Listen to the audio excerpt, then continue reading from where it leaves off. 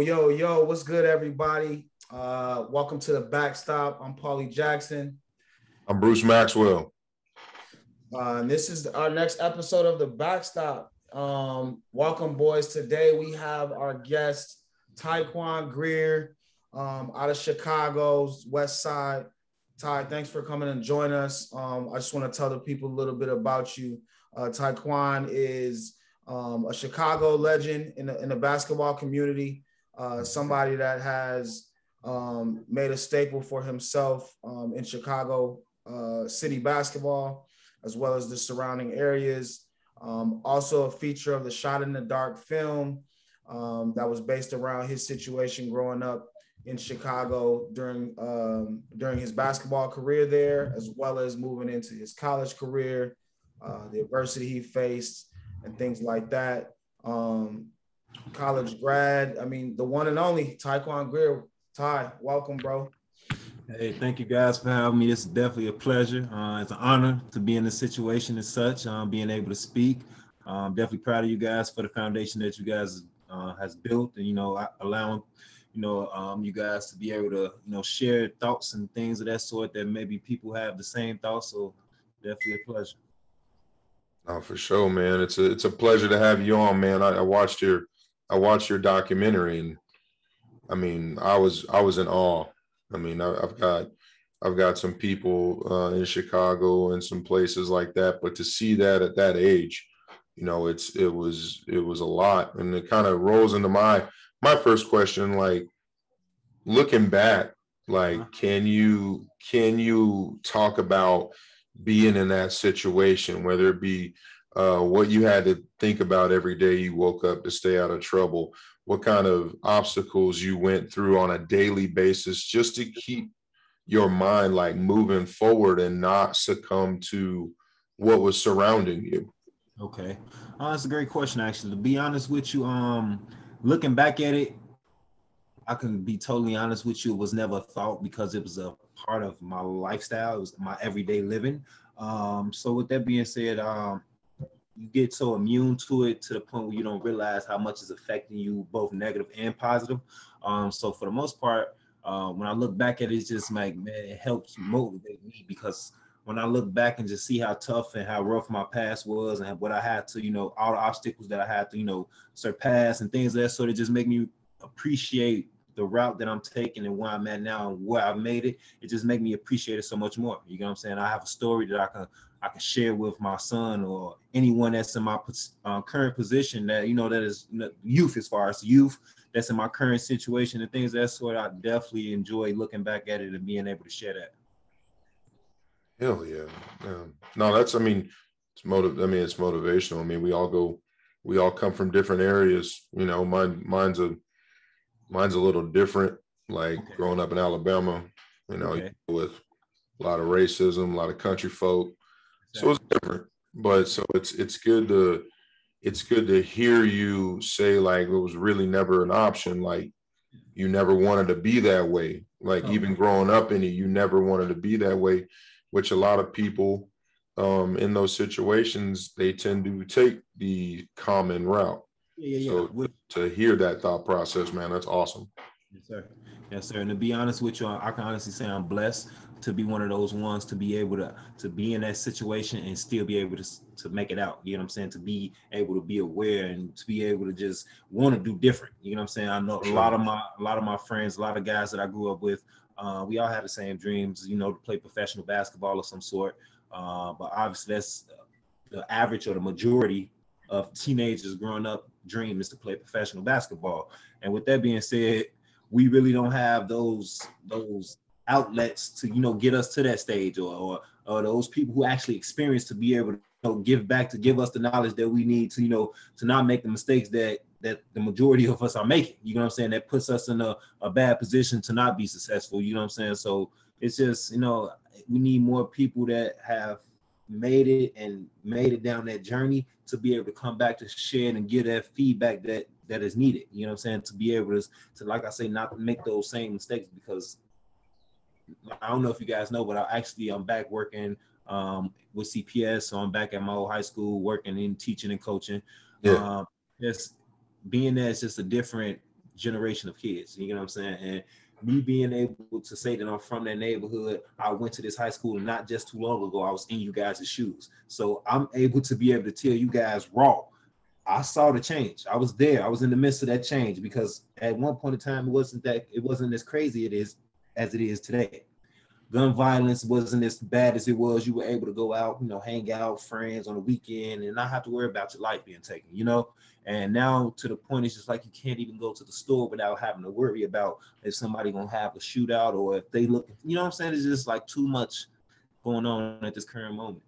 Yeah. It's ironic that you say that, Ty, because I was thinking about you earlier, and I was putting together a couple of my thoughts, and thinking about you saying it's not an option, and you know how it is sometimes. It's you gotta be equipped to move the certain way. You need to be getting in your car a certain way, you pump your gas a certain way, go in the house a certain way. But now you got the blueprint for your son, and the ideal part of it is for you to have it so he doesn't have to even think like that, right? And I'd even have him in that type of neighborhood, or even the type of situation where it is, even though it has gotten worse. But it's ironic that you said it wasn't that bad, because even though it wasn't, it's 10 times worse for you than it was for other people. Right. Yes, and that goes to show the deep core of issues that we have as Black men in these situations, because, Bruce, this, how can he say it's not that bad? And this is a young man that was a victim of gun violence, and not death, but had been shot.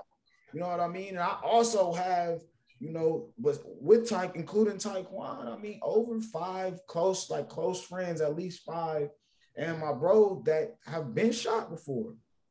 You know what I mean? And I'm lucky enough to not have been, but that is just ironic that you say that. How do you scale, hey, not that bad, to you know what I'm saying? Yeah. To what it is now.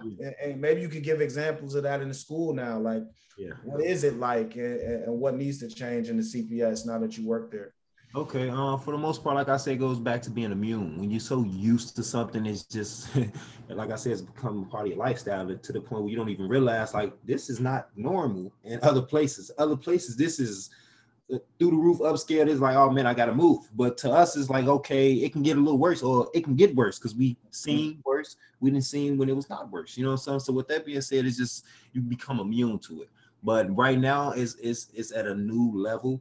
I don't know. It's a little bit like more, I don't know, political aspect of it. I don't know. But for some reason, things are just a little bit of off the shelf right now. And I can't really, put my finger on it per se, but I know for a fact our youth is being affected by it tremendously. Because like I told you, the age group that I'm working with now, and like I said, me being in high school not too long ago, it's night and day. You can tell us night and day.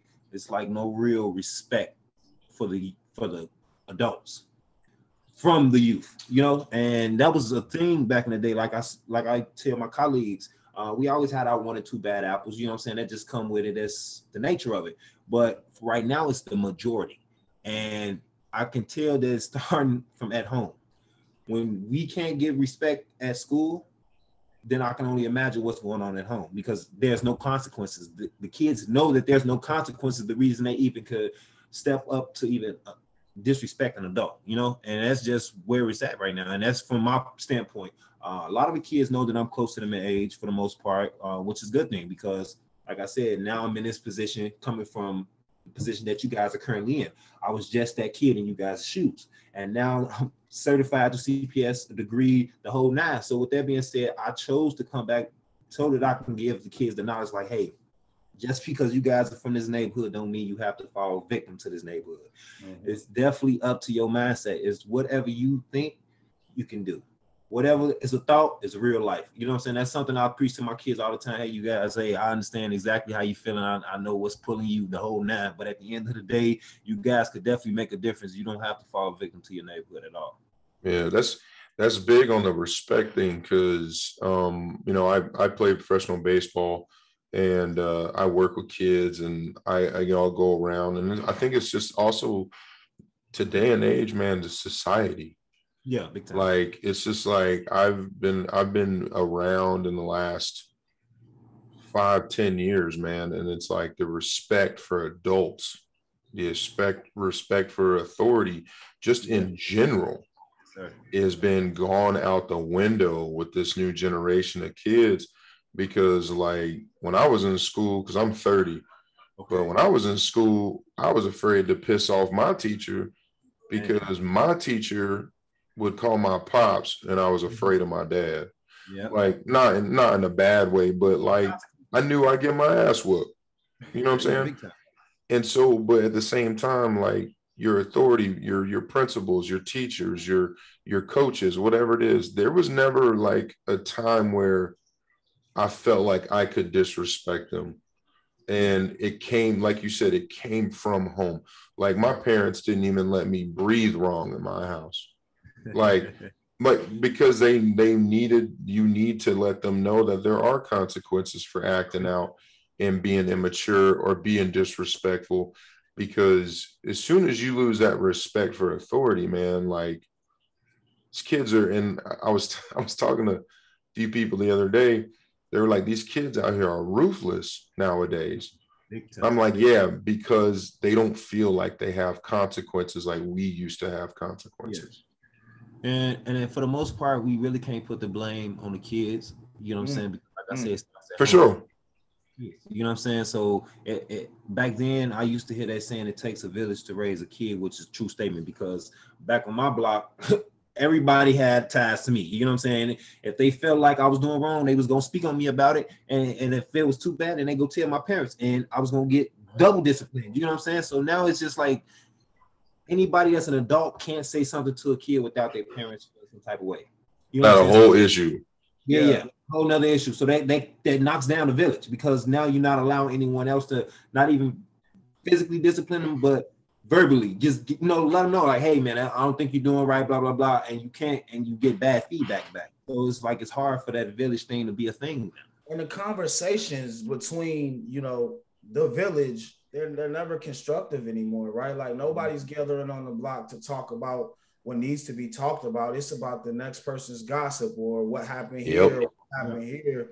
And that's a big problem. Like that's what I was thinking about actually when you said, it went to a whole nother level of respect. And I was thinking about, Coach Lou and what type of respect you have for him because, you know, these are guys that walk the streets. You literally got these kids and say, "I've been to that store.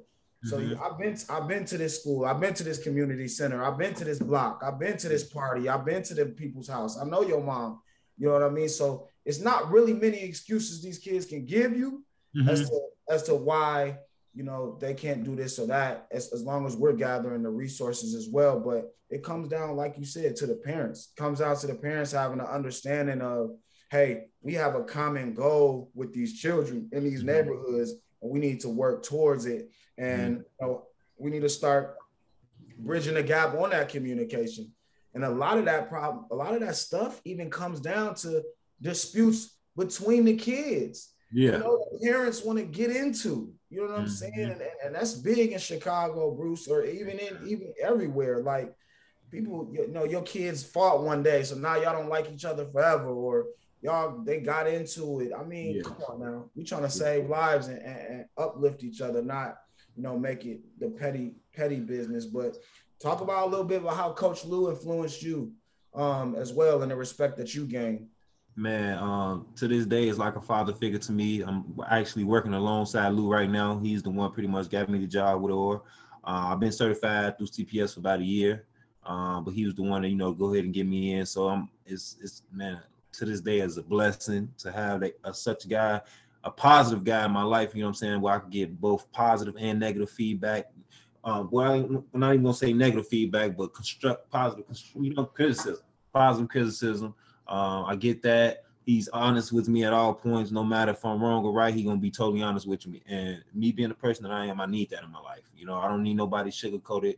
I don't need nobody to put the icing on it. I just need you to be, straightforward for me so that I can be able to learn and grow from whatever is it that we speaking about or whatever the current situation is. But for the most part, just having him in my life, it helps me to realize that like I still have a chance of becoming a a man, you know, I mean, not even a man, becoming a better man. Because at the end of the day, I learn every day from him. There's always something new, whether if it's coaching basketball, whether if it's my everyday lifestyle, you know, just anything. He's just a positive influence. He always happy. You know what I'm saying? It's just, I don't know. It's just a big blessing, bro. Big time. Oh, that's huge to hear, dude. Like having not even just a father figure, but a positive structure in your life. Like especially somebody like you said you have history with. He helped you when you were younger. He's helping you now, and for him to come out every day with a smile on his face, with positivity, just oozing out of him. It's just having somebody like that in all of our lives is something that is irreplaceable. Like it really is, especially like you talked about the struggles and you think back of the day and then where you're from and this and the other, to have somebody in that situation that you can legitimately feed off of and make yourself better every day is something that's huge. I mean, I've had a few mentors in the game, and you know, one of them used to be one of my agents. He's big name in baseball, black pitcher, from out here in California. And he took it upon himself to mentor me. I never even asked him. I never even spoke to him at first. And he's become my agent. He's become a father figure. And literally for my 10-year career, he's been one of my best friends. And I could, thinking back on him, like I probably wouldn't have been halfway where I am, especially as a person, without him being in my ear. Yeah. So that's huge, man. That's definitely huge. Tell me your thoughts on this. I'm gonna bring this outside of basketball, in your environment now where you're from. So do you think, and it's like I said, these are opinions, it doesn't matter, ain't nobody gonna come on here and blow you up or any of us up for that matter, but explain to me the mindset of the ones that were around you now, then, and why do you feel like the guys who do take that road, that unsafe, unequivocal, like the dangerous road, why do you feel like so many people continue to take that road? Do you think that society has trapped us in that mindset? Do you think it's by design in our country in those areas, or what do you think goes on about that? Definitely a little bit of both, with a little bit of personal mindset for the most part. Because like I said, back to what I was saying was, I made the choice to want to be different. You know what I'm saying? I want to be different in every aspect. Whether it's that my lifestyle, what I'm doing for my career. To be honest with you, out of all of my friends and all my brothers that I even went to war with, as far as basketball, I'm the only one, and I'm not speaking college, I'm speaking neighborhood, I'm speaking high school, guys that I grew up with in my neighborhood. I'm the only one that's making a positive, taking a positive route. The reason why I'm taking the easy, I mean, not the easy route. The reason I'm taking a good route is because I chose to. Like I said, I like to be different. Everybody else is choosing to sell drugs. Everybody else is choosing to do whatever is it that they choose to do. I'm not even going to put their business out, but for the most part, that's what they chose to do. You say society, yes, society definitely has a part in it, because at the end of the day, if that's what we used to and that's all we seen growing up, then that's just what it's going to be. Unless you have the pieces to want to do different, you know what I'm saying? Like as far as a mentor, as far as a good father figure, a good uncle, anyone that wants to see you do better and push you in a direction and then let you choose if you want to go, then that's the thing. But for the majority, a lot of people don't have that. You know what I'm saying? You got your brothers that's in the streets. You got your uncles, your daddy played the parts in the streets. So they feel like, oh, it's inevitable for me to do different. I have to do what my people did because that's our history. I had a father, don't get me wrong, I had a father in my life, but he wasn't as active in my life as I would want him to be, especially with the position that I was in. I had a good career as far as basketball. I had, I had a good future ahead of me as far as that. So with that being said, I just wish he was a little bit more behind me as far as that. But for my friends, I seen them have good parents, but they just choose to take the easy route because doing the right thing is harder than obviously going to do the wrong thing, because when doing the wrong thing, you don't have to think twice about it. Just go and do it. Even if you know it's wrong or right, you're still going to do it. You know what I'm saying? But doing the right thing it takes time. It's something you have to do every day. You have to get up and be consistent. You know what I'm saying? And that's the hard part. That's my biggest flaw, is consistency. So I know for a fact there's a lot of people problem, unless it's something that's great coming from that situation. That's the only time people is being consistent. And you know, Bruce, to add on to that, bro, I see that lack of results. You know, people, they see those bad things and those bad paths. They come very slow. They come very fast.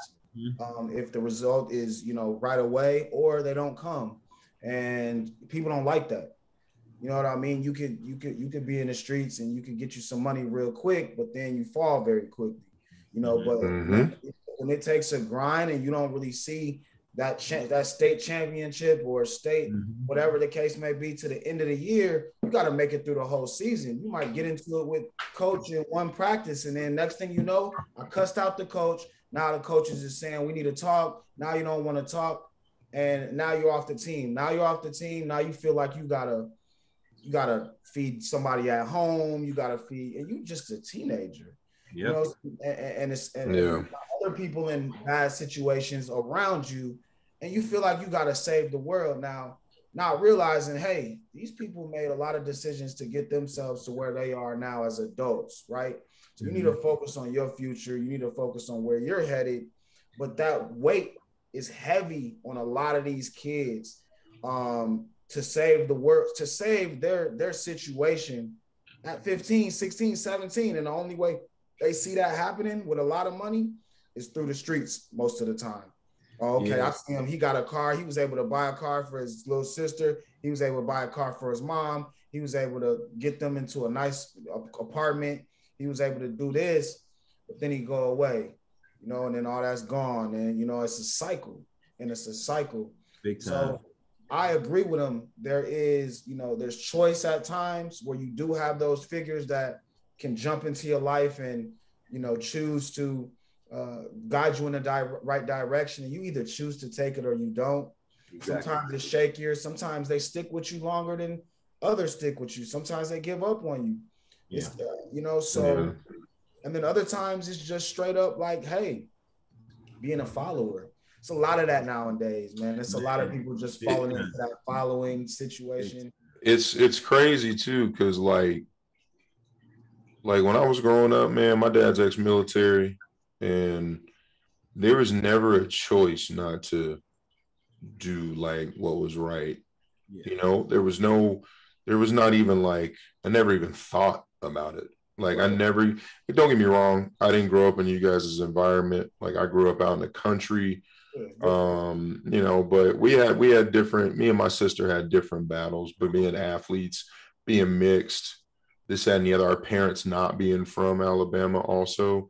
So it's just crazy to me, like hearing you guys explain that, because like I was never allowed to even think about not doing the hard road.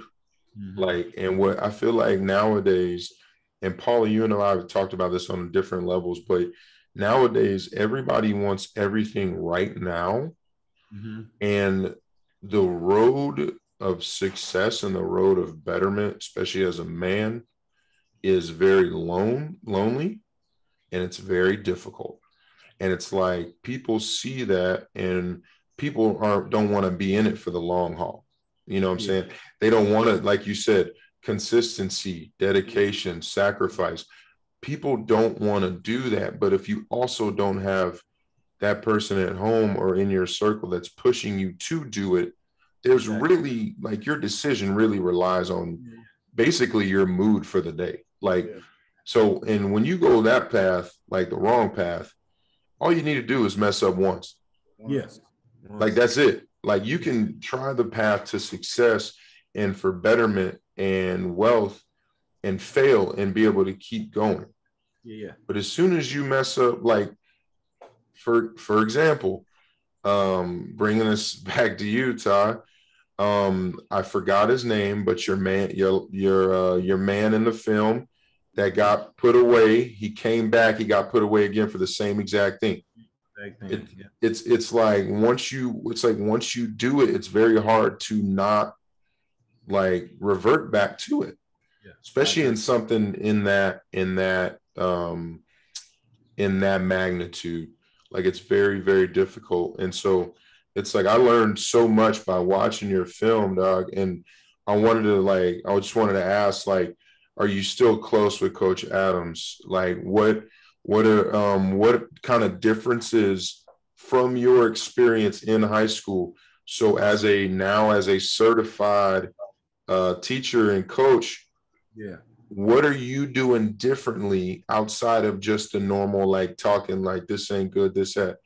What are you doing differently to try and better some of the kids you work with? So to be honest with you, it's funny you say that because we just got out of practice about an hour ago. So the team that I played with from my freshman year all the way up until I graduated, we are still brothers. Like we have a camaraderie like no other. You know what I'm saying? We still best friends. We still laugh and joke like we in high school. You know what I'm saying? And that was something that Lou did because he was honest with all of us. He kept us busy. We always was practicing. We always had a game. We traveled. You know what I'm saying? We wasn't that average high school team. And back then we didn't notice that until now when you look back like, man, we've been friends all this time, bro, with no real fallouts, and it's been genuine. We've been in contact year after year after year with no real, break.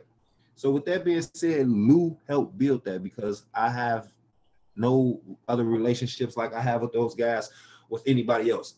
And I played for a lot of good programs. I done played for a lot of good teams. And with that being said, the relationship that I got with those guys is unbelievable, and that's due to Lou. And even to this day, he still says, like, man, that's crazy. Like, he tells this to every team that he has. Like, man, them guys I had, man, they still friends, man. You can tell that you guys don't like each other because we built a bond on the court and off the court. So it correlates with both. You know what I'm saying? When you guys are friends off the court, it helps you guys play better. When you guys, none of them teams has gotten as far as y'all. yes, indeed. Yes, indeed. So with that being said, Lou, like I said, he's a great mentor to me because I asked a lot of people that was successful and wealthy, could they mentor me? Could you tell me what is it that you did to separate yourself, blah blah blah. A lot of people don't know how to be mentors. You know what I'm saying? They can say, oh yeah, man, I don't mind doing that, but when the time comes to actually be a mentor, I think they lack the thought or the knowledge of what a mentor really is, because I can't really say. All I know is that I see that you're doing well, and I definitely would like to see what is it that you're doing. You know what I'm saying? What is it that you did? What shouldn't I do? What should I do? You know what I'm saying? And with that being said, I feel like Lou is a perfect example of a mentor because, like I said, he don't sugarcoat it with you in no shape, form, or fashion. If he think it's dumb, he gonna tell me, man, that's the dumbest shit I heard. He not gonna sugarcoat it. He gonna let me know in the raw what it is. That's what a lot of people need, because people get lied to. They get bamboozled because they're not being told the truth. They're not being told their flaws. Are the kids connecting nowadays with that type of relationship? Like, so no, like I said, it's a different generation. Different generation, man. Different generation. And CPS, no fault to CPS, but the rules are changed. Like the way that the teachers and coaches was able to interact with us and give us feedback, you can't really do that. You if you think about it, you're going to jail and you're losing your job. Bro, so there's so many ticky-tack rules because it's almost like we have like a very soft new generation. And it's like people don't understand, man. And like you to mention what to add to the mentor thing, because I mentor some younger guys, predominantly baseball players of color, like younger guys. Okay. And being a mentor is living what you teach. Exactly. And at the end of the day, if you're genuine in your message and you're genuine in your help for the younger generation, the only thing, and Paulie, you'll understand this when I say this, the only thing people, and especially kids, are going to respect are genuineness and authenticity. Yeah. So if you're not living what you're trying to teach them, they're going to be like, oh, you're full of shit, bro. Especially in different areas. Like, you know what I'm saying? We ain't talking about going to Betsy White private school. You feel me? Where your parents pay $70,000 a year for you to go to high school to skip class. We talking about kids that really need that figure. They need something to chase. They need that image of especially a strong black man, somebody who actually gives a shit about them. But you have to live it. You know what I'm saying? And there's so many people nowadays that don't understand it. They don't practice what they preach. And they honestly, a lot of people don't care. Like that's a big thing, because I always thought about, you know, being a coach and being a teacher in high school when I got done. And I thought I think I would do really well with it. But with all those rules nowadays, I was like, I wouldn't be able to coach the way I coach. I wouldn't be able to get on a kid when he's legitimately messing around or messing up. And I said, and I wouldn't be able to run my classroom the way that we had our classrooms ran when we was younger. I was like, I had teachers in high school talking about, yo, the hell are you doing? Sit your ass down. Like coaches, but they were teachers. Nobody heard about it. Like, no, nowadays it's just impossible. Ain't nobody going to tell saying, hey, he cursed at me. You know what I mean? Yeah, exactly. And another thing, bro, like I think like the difference, and I think this is something that, you know, we can take back. And you guys let me know if I'm right or wrong, but you know, there was always this thing where now it's like, hey, you bring your kid and your kid has a friend, right? A friend is that bad apple. You know what I mean? That you grow up with, that been your brother, whatever the case may be. And nowadays, it's your parents saying, stay away from that crowd, get them away, da-da-da-da. But if it's one kid that, and you're in a better situation as a parent to be able to teach that kid, to bring that kid. I remember instances, you know what I'm saying, growing up north, bro, like where my first baseball game was, you know, in a box seats for the Cubs watching Barry Bonds. You know, Bruce, that was like, and I'll never forget that in kindergarten, right? So I was Dude's like, a god, bro. And he hit two home runs, bow, 2 home runs that game. And I'll never forget that. And that experience to me was, oh, that's how I'm supposed to go to baseball games. And so for me, that became, you know, like my norm in my head, right? And that was the fun stuff to do rather than, you know, oh, I want to play sports, rather than I want to go out and, you know what I'm saying, get in trouble or do this. So if we can bring kids into these situations, that's what I'm trying to do with Edify, and show them, hey, there's funner stuff to do. Yeah. Right? Yes, it takes resources. Yes, it takes money. Yes, it takes time. But there's way better stuff to do than to hang with the kids on the block. When you can go hang with the kids at the game, hang with the kids at the play spot, hang with the kids here. And that's up to the parents, the families, the organizations, the community together to bring these kids into these situations and get them out of this crab in a barrel. Yeah, because then that's funny you said that, because I was just talking to my students today. A couple of the guys, I had a class today, a couple of guys I could tell that's in the streets, which they don't mind promoting it, you know what I'm saying? I conversated with them today. The first time I actually conversated, you know, the whole school year, that I actually had a genuine conversation with them. You can tell that they really nice kids and that they want to do right, but like you said, back again, environment is what's controlling, because it's where they're from. They don't have the option to just get up and move to California. They don't have the option to get up and move to the suburbs. So this is what they in, so they have to adapt. But the conversation we had, they both was, I think, if I'm not mistaken, both juniors. I asked them, did they play sports? They said they do, but they don't.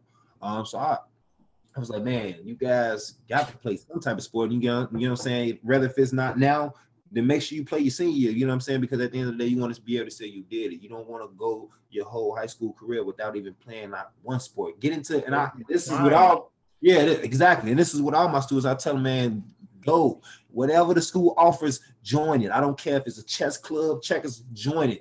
It gives you an opportunity to do something different. It gives you an opportunity to network. It gives you an opportunity just to say you did. Exactly. So with that being said, I always preach to my kids, man, don't like you. It goes back to, like you said, to followers. This generation is so trend driven. I preach to my kids all the time. Like you said, the 1 or 2 apples, once I have to dismiss them, then I have to, hey, for you guys, I appreciate you guys so much for having a brain of your own, but you can't be a follower, because if you guys choose to follow that nonsense, I'm telling you right now, you won't make it far in life at all. Yeah. Even if you don't need school, once you graduate school, you can't carry that same attitude into real life, because it won't work for you in no shape, form, or fashion. In the hood, in a professional setting, nowhere. It won't work. You know what I'm saying? I preach to my all the time. It's crazy. Well, I mean, it's crazy because when you become a follower, you change when the leader changes. Exactly. Like, so there's zero consistency. There's zero chance of consistency. You have no sense of self At all. So therefore, you literally are like, go with the flow. Oh, what's today? Oh, we changing it? Okay, bet. Yep. And you out. Like, there's no rhyme or reason. There's no, because people don't understand that, or people do understand that being a leader is hard. Being a leader, it takes a lot of work. It takes you living by the right side of the street, not the wrong side of the street. It's going to kick you in the ass a lot more than it is going to be rewarding. But the reward at the end of the day is the people who need that image and need that push, and they're getting it from you.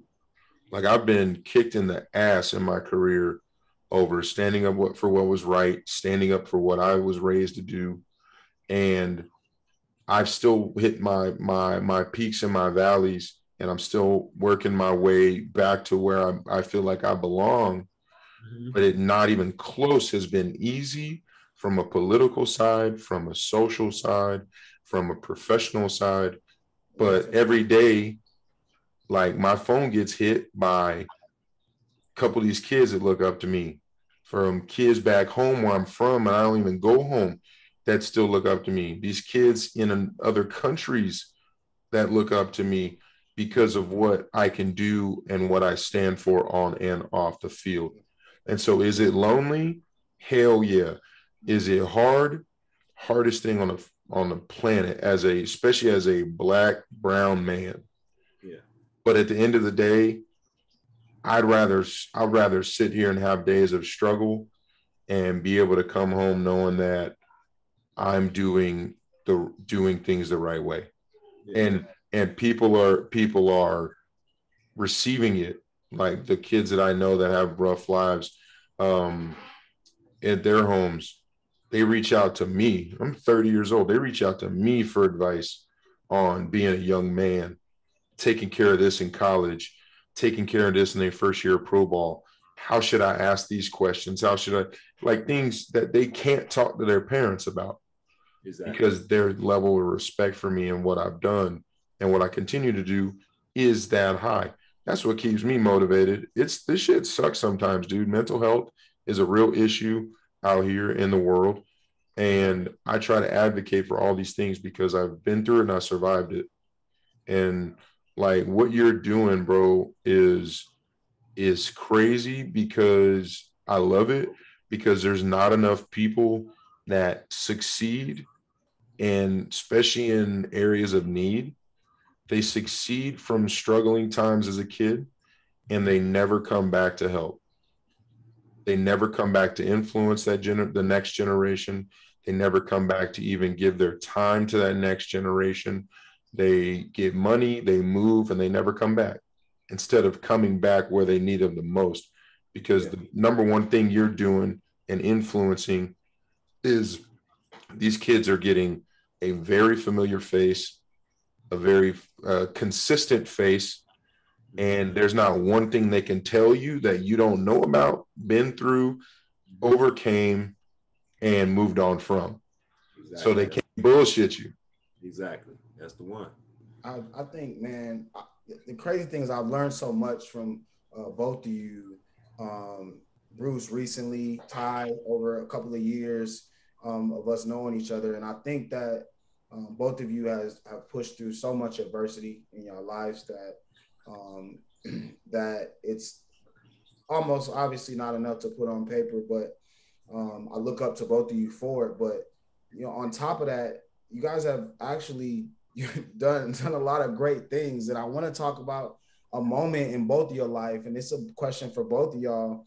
on how y'all felt to go from, you know, Bruce, where, you know, you felt like, you know, you had hit your bottom point to, you know, hitting your first home run in the MLB, or, you know, entering your first MLB game. What was that moment like for you? And then Ty, for you, winning a national championship with Ferris State, you know, you had those tears probably going down your eye from like when you remember like feeling like you might not make it or whatever the case may be, or you might not make it through the week because there's so much going on. They trying to get at me. They trying to get at me. They trying to get at me. And I'm just trying to make it to school like them nights, you know what I mean? Or Bruce, you know what I'm saying? So like how can y'all compare and contrast those two feelings and how y'all felt at that moment of triumph for me? I'll start with Ty. Go ahead, Ty. Yes, it's a great question. To be honest with you, I don't know. Blessing. Just give it up to God, you know, the universe, the whole nine, because there was so many situations where I can't believe I'm still here. You know what I'm saying? And to be a living proof that you can definitely, man, you can make it. You can surpass whatever you can. I'm big on the law of attraction, you know, so I learned more about that over the last 3 years that I have, you know, learned about anything else outside of insurance. I mean, not insurance, but credit, not insurance, but credit. But for the most part, just being able to, I don't know. I just feel, I consider myself dangerous, okay? Because I'm from where I'm from. I have my ties, but then I was able to go and be on the other side of the spectrum and be like, I'm not even from this place, you know? So I kind of got a switch where I can turn it on and off. And that's just, you know, a mindset of mine that I had to, strengthen. I had to strengthen that mindset to be able to know that I'm from here, but I want to be able to be on this side of the spectrum too. Because at the end of the day, I can't have one track minded. I won't be successful like that. That's where it comes back to me adapting. I can adapt to whatever situation I'm put in. That's what makes me dangerous. I have a degree and I'm from the hood. You know what I'm saying? That's the honest truth. I still have my ties. I still got my brothers that still doing what they do. I tilt my hat to them and I you know, pray for them. But at the end of the day, this game is about survival. And being able to be from this place and then take my path with me, my knowledge, everything that I learned from here and be able to implement it into the other side of the spectrum and still be able to prevail, that's a blessing. It's a mindset that you have to want to be different. That's real right there. Mine was different, dog. Mine was like, I've talked about playing in the MLB my whole life. Like, and when I got to about middle school, I started like noticing like, don't nobody look like me. Like, because I've only played baseball. Like I played basketball a little bit, but it wasn't anything crazy. I played it because my sister played it. Like, and so, but as I got older and stuff, like got to high school, I was like, all right, there's only two of us. All right, well, okay. And then I went to a Division III college. Okay. So I didn't have many offers in college. I got some of my teammates that got offers to go to like top JUCOs in the state or, you know, D2 programs or whatever. I got D3. So everybody looked at me like, oh, he's got like the lowest like offer from our thing. But my parents always preached education. Okay. So my college I went to and my college my sister went to, we were in the top academic schools in the state of Alabama.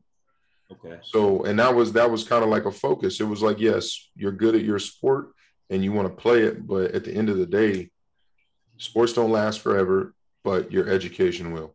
And so I went to D3. I started every game except one in my 3 years. And while I was in school, I just started going off. Like my work ethic was different. My during my freshman year, I'm, you know, leading the nation in every hitting category known to man. My teammates are looking up to me and they're older than me.